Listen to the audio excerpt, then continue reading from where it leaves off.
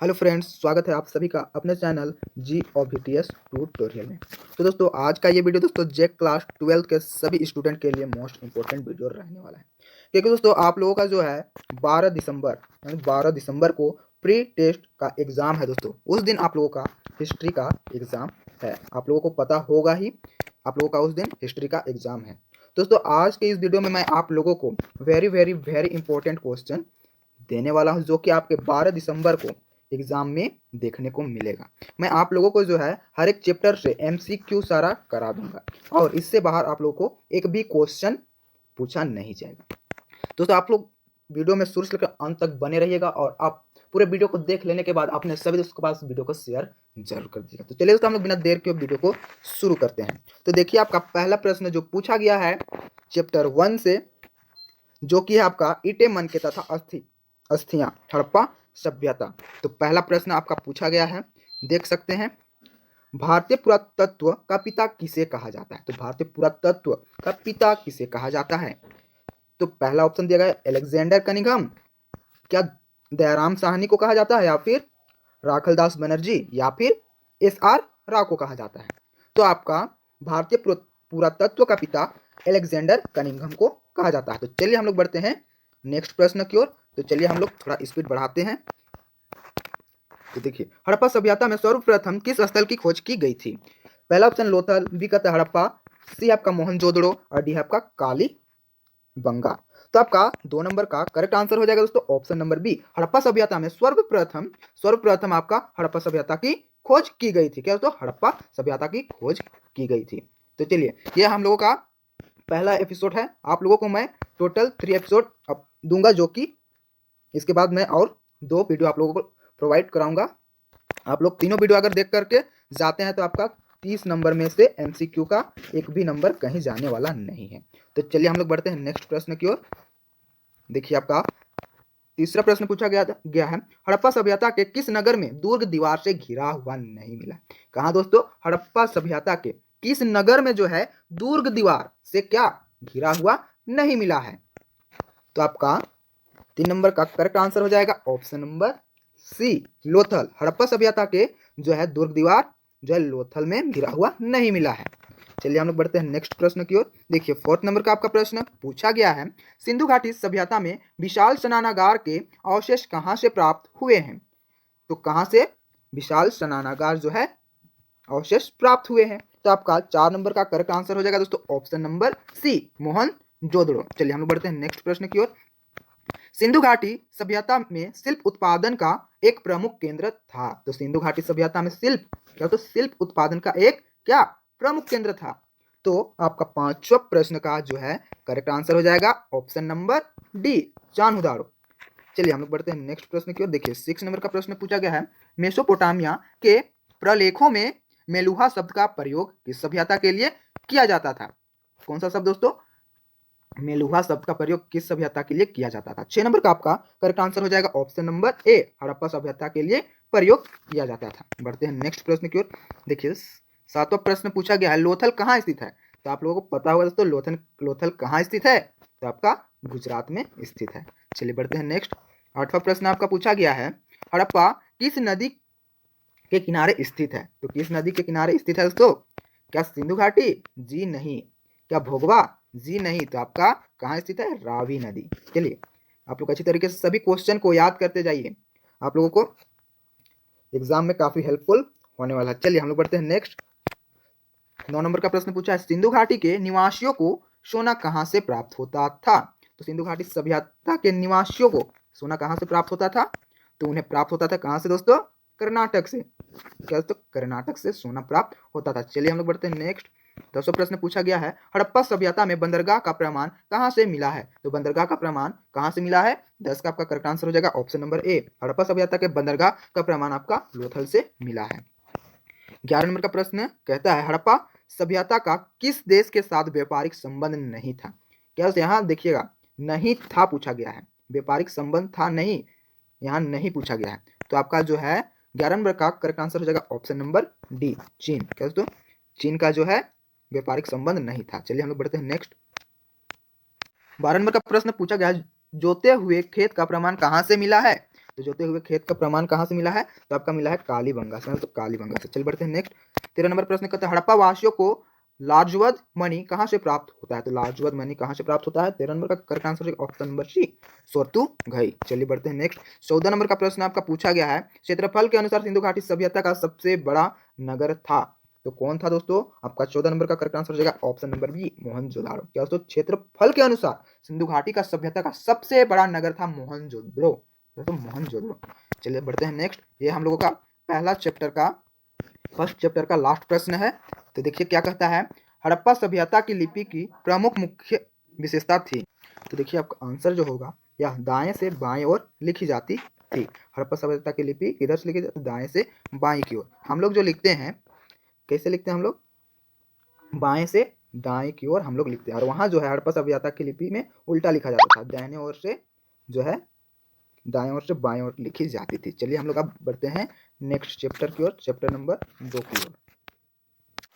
तो आपका chapter number 2 जो है राजा, किसान और नगर, आरंभिक राज्य और अर्थव्यवस्थाएं, लगभग 600 ईसा पूर्व से 600 ईसा। तो आपका चैप्टर नंबर 2 से जो है पहला प्रश्न पूछा गया है। देखिए, अशोक के अभिलेख को सर्वप्रथम किसने पढ़ा? तो अशोक के अभिलेखों को जो है सर्वप्रथम किसने पढ़ा था? तो आपका पहला का करेक्ट आंसर हो जाएगा option number C, James Prinsep ने। चलिए बढ़ते हैं नेक्स्ट प्रश्न। सेकंड नंबर पूछा आपका अभिलेखों में देवनाम पियदसी किस राजा को कहा गया है? अभिलेख में देवनाम पियदसी किस राजा को कहा गया है? तो आपका 2 नंबर का करेक्ट आंसर हो जाएगा ऑप्शन नंबर पहला, अशोक को कहा गया है। बौद्ध और जैन तो बौद्ध और जैन ग्रंथों में कितने महाजनपद का उल्लेख है? तो आपका करेक्ट आंसर हो जाएगा ऑप्शन नंबर डी, बौद्ध और जैन ग्रंथों में 16 महाजनपदों का जो है उल्लेख है। अच्छी तरीके से याद कर लीजिएगा। चलिए 4 नंबर का प्रश्न पूछा गया मगध महाजनपद की प्रारंभिक राजधानी कहाँ थी? तो आपका 4 का करेक्ट आंसर हो जाएगा ऑप्शन नंबर पहला, राजगिरी। क्या तो राजगिरी। 5वां प्रश्न पूछा गया है इंडिका किसकी रचना है? तो इंडिका जो है आपका मेगास्थनीज की जो है रचना। क्या तो मेगास्थनीज की। चलिए बढ़ते हैं नेक्स्ट प्रश्न की ओर। 6ठा प्रश्न पूछा गया द्वितीय नगरीकरण के नगरों को क्या कहा जाता है? क्या तो द्वितीय नगरीकरण के नगरों को क्या कहा जाता है? तो आपका करेक्ट आंसर हो जाएगा ऑप्शन नंबर सी, लौ युगिन नगर। क्या तो लौ युगिन नगर कहा जाता है। 7वां प्रश्न पूछा गया है समुद्रगुप्त की प्रयाग प्रस्थिति की रचना किसने किया है? तो किसने किया है? तो आपका हरिसेन ने किया है, तो हरिसेन ने। 8वां प्रश्न पूछा गया भारत का नेपोलियन किस शासक को कहा गया है? तो भारत का तो नेपोलियन किस शासक को कहा गया है?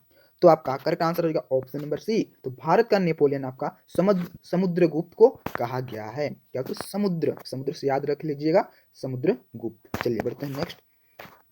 9वां नंबर का प्रश्न पूछा गया हर्षवर्धन के राजकवि कौन थे? तो कौन थे राजकवि? तो आपका थे बाणभट्ट। क्या तो बाणभट्ट। चलिए बढ़ते हैं नेक्स्ट। 10वां प्रश्न पूछा गया अशोक के धम्म की लिपि क्या थी? तो अशोक के धम्म की लिपि क्या थी? आपका 10 का करेक्ट आंसर हो जाएगा ऑप्शन नंबर सी, ब्राह्मी। क्या तो अशोक के धम्म की लिपि क्या थी? ब्राह्मी लिपि थी। चलते बढ़ते हैं नेक्स्ट। आपका 11 नंबर का प्रश्न पूछा गया है फुट डालकर विजय प्राप्त करने का कार्य सर्वप्रथम किस राजा ने किया? तो किस राजा ने किया? आपका करेक्ट आंसर हो जाएगा ऑप्शन नंबर ए, अजात शत्रु ने। फुट डालकर विजय प्राप्त करने वाले कार्य सर्वप्रथम आपका अजात शत्रु थे। 12वां प्रश्न आपका पूछा गया है किसके अभिलेख में भूमिदान का उल्लेख मिलता है? तो किसके अभिलेख में जो है भूमिदान, तो भूमि को दान करने का उल्लेख मिलता है? तो आपका 12 नंबर का करेक्ट आंसर हो जाएगा ऑप्शन नंबर सी, प्रभावती गुप्त। क्या तो प्रभावती गुप्त के अभिलेख में भूमिदान का उल्लेख मिलता है। चलिए बढ़ते हैं नेक्स्ट। 13 नंबर का प्रश्न पूछेगा प्राचीन भारत में अभिलेख की शुरुआत किस शासक ने किया? तो आपका 13 नंबर का करेक्ट आंसर हो जाएगा ऑप्शन नंबर बी, अशोक ने किया। चलिए बढ़ते हैं नेक्स्ट। 14 नंबर का प्रश्न पूछा है मुद्रा राक्षस किसकी रचना है? मुद्रा राक्षस किसकी रचना है? तो आपका है विशाख दत्त। क्या तो विशाख दत्त। 15 नंबर का प्रश्न पूछा है अपने स्वयं के खर्च से सुदर्शन झील की मरम्मत किसने कराई? सुदर्शन झील, तो सुदर्शन झील की मरम्मत किसने की? वो भी अपने खर्चों में। तो आपका करेक्ट आंसर हो जाएगा ऑप्शन नंबर बी, रुद्रदामन। चलिए हम लोग बढ़ते हैं नेक्स्ट प्रश्न। तो आपका जो है इसमें सेकंड चैप्टर जो आपका दूसरा चैप्टर था उसमें से भी हम लोग 15 क्वेश्चन देख लिए एमसीक्यू। तो हम लोग बढ़ते हैं नेक्स्ट चैप्टर की ओर, चैप्टर नंबर 3 की ओर। तो देखिए आपका थर्ड चैप्टर जो है बंधुत्व जाति तथा वर्ग आरंभिक समाज लगभग कितना 600 ईसा पूर्व से 600 ईस्वी। तो आपका चैप्टर नंबर 3 में जो है पहला प्रश्न पूछा गया है। देखिए क्या पूछा है, संस्कृत ग्रंथों में कुल शब्द का प्रयोग किसके लिए की गई है। तो संस्कृत ग्रंथों में जो कुल शब्द का प्रयोग किसके लिए किया गया है, तो आपका पहला नंबर का करेक्ट आंसर हो जाएगा ऑप्शन नंबर ए, परिवार के लिए जो है प्रयोग किया गया है। तो कुल शब्द के लिए परिवार शब्द प्रयोग किया गया है। चलिए दूसरा नंबर का प्रश्न पूछा है महाभारत की रचना किसने की। तो महाभारत का जो है रचना किसने की, आपका करेक्ट आंसर हो जाएगा option number B, Ved Vyas ने। किसने, तो वेद व्यास ने किया है। तीसरा प्रश्न आपका है महाभारत का युद्ध कुरुक्षेत्र में कितनों दिनों तक चला था। तो कुरुक्षेत्र में आपका 18 दिनों तक चला था, 18 दिनों तक। चलिए बढ़ते हैं नेक्स्ट प्रश्न की ओर। महाभारत कालीन समाज का स्वरूप कैसा था। महाभारत कालीन समाज का स्वरूप कैसा था दोस्तों, आपका 4 नंबर का करेक्ट आंसर हो जाएगा ऑप्शन नंबर पहला, पितृसत्तात्मक, यानी कि वो जो है पिता के जो है स्वरूप से चलता था, पिता के हुक्म से चलता था। चलिए हम लोग बढ़ते हैं नेक्स्ट। 5वां नंबर का प्रश्न है मनुस्मृति में कितने प्रकार के विवाह का उल्लेख है। तो मनुस्मृति में जो है आपका 8 विवाह का जो है उल्लेख किया गया है। 8 कौन कौन विवाह था आप लोग देख लीजिएगा। चलिए हम लोग बढ़ते हैं नेक्स्ट। 6 नंबर का प्रश्न है दुर्योधन की माँ कौन थी। दुर्योधन, तो दुर्योधन की माँ जो है वो आपका गांधारी थी। कौन थी, गांधारी। चलिए बढ़ते हैं नेक्स्ट। 7वां नंबर का प्रश्न है आपका मानव के संपूर्ण जीवन को कितने भागों में जो है बांटा गया है। तो मानव के संपूर्ण जीवन को जो है कितने भागों में बांटा गया है, तो आपका करेक्ट आंसर हो जाएगा ऑप्शन नंबर बी, 4 भागों में बांटा गया है। चलिए हम लोग बढ़ते हैं नेक्स्ट। महाभारत की रचना किस भाषा में हुई थी। तो महाभारत की जो रचना जो है किस भाषा में हुई थी, तो आपका संस्कृत भाषा में हुई थी। बढ़ते हैं नेक्स्ट। देखिए क्या कहता है पुराणों की संख्या कितनी है। तो पुराणों की संख्या जो है आपका कितना दोस्तों, 18 है। चलिए हम लोग बढ़ते हैं नेक्स्ट। महाभारत का फारसी अनुवाद का नाम क्या है। तो आपका 10 नंबर का करेक्ट आंसर होगा ऑप्शन नंबर ए, राजमनामा। क्या, तो राजमनामा। चलिए हम लोग बढ़ते हैं नेक्स्ट। 11 नंबर का प्रश्न कहता है आपका मृच्छकटिकम के लेखक का नाम लिखें। तो क्या है उसका नाम दोस्तों, तो आपका शूद्रक। क्या, तो शूद्रक। इस चैप्टर में जो है टोटल हम लोग 11 यानी 11 MCQ क्वेश्चन देखे। तो चलिए हम लोग बढ़ते हैं अब नेक्स्ट 4th चैप्टर की ओर। तो देखिए आपका 4th चैप्टर जो है विचारक विश्वास और इमारतें सांस्कृतिक विकास। तो पहला प्रश्न पूछा गया है सांची मध्य प्रदेश के किस जिले में स्थित है। तो सांची जो है आपका मध्य प्रदेश के किस जिले में है दोस्तों, आपका करेक्ट आंसर हो जाएगा ऑप्शन नंबर बी, रायसेन। का तो रायसेन। दोस्तों मैं आप लोगों से एक रिक्वेस्ट करता हूं, अगर आप चैनल पे पहली बार आए दोस्तों चैनल को सब्सक्राइब कर लीजिएगा दोस्तों, आप वीडियो को एक लाइक कर दीजिएगा और अपने सभी दोस्तों के पास वीडियो को शेयर जरूर कर दीजिएगा ताकि दोस्तों उनको भी ये वीडियो से लाभ हो सके। और दोस्तों आप अगला एपिसोड देखना चाहते हैं तो आप चैनल को सब्सक्राइब कर लीजिए। अगर आप सब्सक्राइब नहीं करते तो आप अगला एपिसोड का वीडियो आप देख नहीं पाएगा, इसलिए तो आप जल्द से जो है सब्सक्राइब कर लीजिएगा। तो चलिए हम लोग बढ़ते हैं नेक्स्ट प्रश्न की ओर। देखिए आपका 2 नंबर का प्रश्न पूछा गया महात्मा बुद्ध का जन्म कहाँ हुआ था। तो महात्मा बुद्ध का जन्म जो हुआ था ये आपका लुम्बिनी में हुआ था। तो लुम्बिनी में। बढ़ते हैं नेक्स्ट प्रश्न की ओर। 3रा नंबर का प्रश्न पूछा गया महात्मा बुद्ध को ज्ञान की प्राप्ति कहाँ हुई थी। तो महात्मा बुद्ध को जो ज्ञान की प्राप्ति कहाँ हुई थी दोस्तों, ये आपका बोध गया में हुआ था। चलिए बढ़ते हैं नेक्स्ट। 4था नंबर का प्रश्न कहता है स्तूप किस धर्म से संबंधित है। तो स्तूप जो है आपका किस धर्म से संबंधित है दोस्तों, ये आपका है बौद्ध धर्म से। स्तूप जो है आपका बौद्ध धर्म से संबंधित है। 5वां प्रश्न कहता है महावीर स्वामी का जन्म कहाँ हुआ था। तो महावीर स्वामी का जन्म हुआ था आपका कुंडग्राम। कहाँ, कुंडग्राम वैशाली में।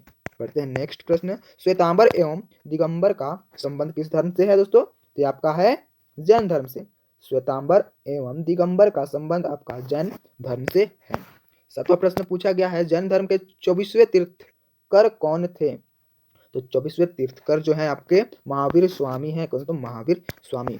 8वां प्रश्न पूछा गया महात्मा बुद्ध ने अपना प्रथम उपदेश कहाँ दिया था। तो महात्मा बुद्ध ने अपने पहला उपदेश जो दिया था, प्रथम उपदेश कहाँ दिए थे, वो आपका सारनाथ में दिए थे। कहाँ, तो सारनाथ में। 9वां प्रश्न पूछा गया महात्मा बुद्ध के बचपन का नाम क्या था। तो महात्मा बुद्ध का बचपन का नाम था सिद्धार्थ। क्या दोस्तों, सिद्धार्थ। चलिए बढ़ते हैं नेक्स्ट। 10वां प्रश्न पूछा गया है वीरशैव लिंगायत आंदोलन के जनक कौन है। क्या दोस्तों, वीरशैव आंदोलन के जनक कौन है। तो है आपका वाश बनना, क्या तो वाश बनना। 11वां प्रश्न पूछा गया महावीर स्वामी के बचपन का नाम क्या था। यहाँ महावीर स्वामी का नाम पूछा गया, महावीर स्वामी का बचपन का नाम। कंफ्यूज मत होइएगा, एकदम कंफ्यूज नहीं होना है, किससे किसका पूछा गया है, आप ध्यान में रखिएगा नाम। चलिए 11 नंबर का जो है आपका करेक्ट आंसर हो जाएगा दोस्तों ऑप्शन नंबर बी, वर्धमान। क्या तो महावीर स्वामी के बचपन का नाम वर्धमान था। चलिए 12वां प्रश्न पूछा गया है महावीर स्वामी ने पार्श्वनाथ के सिद्धांतों में कौन सा नया सिद्धांत जोड़ा, कौन सा नया सिद्धांत जोड़ा। तो आपका 12 नंबर का करेक्ट आंसर हो जाएगा ऑप्शन नंबर डी, ब्रह्मचर्य। का तो ब्रह्मचार्य। चलिए बढ़ते हैं हम लोग नेक्स्ट प्रश्न की ओर। 13 नंबर का प्रश्न कहता है प्रथम बौद्ध संगीति किस शासक के काल में हुई थी। 13 नंबर का आपका करेक्ट आंसर हो जाएगा ऑप्शन नंबर ए, अजात शत्रु। चलिए 14 नंबर का प्रश्न पूछा गया निम्न में से कौन गौतम बुद्ध के शिष्य थे। तो गौतम बुद्ध का यहाँ शिष्य कौन थे। तो आपका 14 नंबर का करेक्ट आंसर हो जाएगा ऑप्शन नंबर डी, यानी कि यहाँ इनमें से सभी जो है गौतम बुद्ध के शिष्य थे, आनंद एवं उपाली, कश्यप और शर्यपुत्र एवं गुदरालय। चलिए बढ़ते हैं नेक्स्ट। पुराणों की संख्या कितनी है। तो 15 नंबर का आपका करेक्ट आंसर हो जाएगा ऑप्शन नंबर बी, 18। पुराणों की संख्या 18 है। 16 नंबर का प्रश्न पूछा गया है हिंदुस्तानी पुस्तक के किस भाषा में लिखी गई थी। कहते हैं हिंदुस्तानी पुस्तक के जो है किस भाषा में लिखी गई थी। 16 नंबर का आपका करेक्ट आंसर हो जाएगा ऑप्शन नंबर बी, पाली। हिंदुस्तानी पुस्तक के जो आपका पाली में लिखा गया था। 17 नंबर का प्रश्न पूछा गया गौतम बुद्ध को ज्ञान की प्राप्ति किस नदी के किनारे हुई थी। तो गौतम बुद्ध को जो है आपका निरंजना नदी के किनारे प्राप्त हुई थी। तृतीय बौद्ध संगीति का आयोजन कहाँ हुआ था। तो आपका आंसर हो जाएगा ऑप्शन नंबर बी, पाटलिपुत्र में। चलिए बढ़ते हैं नेक्स्ट। त्रिपिटक साहित्य किस धर्म से संबंधित है। तो त्रिपिटक आपका किस धर्म से संबंधित है, ये आपका बौद्ध धर्म से संबंधित है। 20वां प्रश्न पूछा गया महावीर स्वामी की मृत्यु कहाँ हुई थी। महावीर स्वामी की मृत्यु जो हुई थी आपका पावापुरी में, होता पावापुरी में। ये हम लोग का जो है 21वां प्रश्न है, ये और हम लोगों का लास्ट प्रश्न है। तो देखिए क्या कहता है किसके शासनकाल में बौद्ध धर्म का विभाजन हीनयान और महायान संप्रदायों में हुआ। तो आपका 21 का correct answer option number B, Kanishka या तो कनिष्क। तो आप लोगों को अगर वीडियो पसंद आया तो वीडियो को एक लाइक कर दीजिएगा और चैनल पर पहली बार आए दोस्तों चैनल को सब्सक्राइब कर दीजिएगा। आपका दूसरा एपिसोड जो है बहुत ही जल्द आने वाला है, तो आप लोग चैनल को सब्सक्राइब कर लीजिए। चलिए हम लोग मिलते हैं फिर अगले एपिसोड में।